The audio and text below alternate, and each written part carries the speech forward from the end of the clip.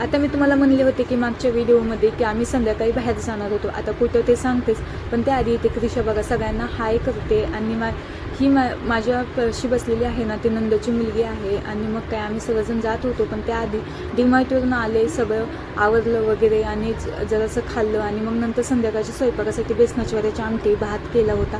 सासूबाई काही चपात्या बनवणार होत्या, मग काय लगेच व्हिडिओमध्ये पोहोचलो.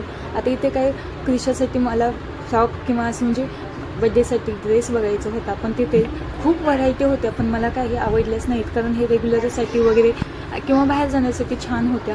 मग मी काही घेतलेच नाही. म्हणलं जाऊ दे, शक्यतो आपण बाहेरूनच दुसऱ्या दुकानातून घेऊया.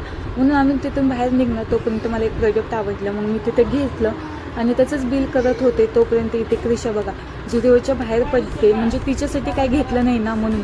आणि मग काय तिला लगेच धरलं आणि आम्ही पण बाहेर आलो. आता मी तुम्हाला सांगते नेक्स्ट ब्लॉगमध्ये की क्रिशासाठी कसला ड्रेस घेतला आणि कुठून घेतला, तर नक्की माझा व्हिडिओ बघा. चला मग भेटूया नेक्स्ट ब्लॉगमध्ये. बाय.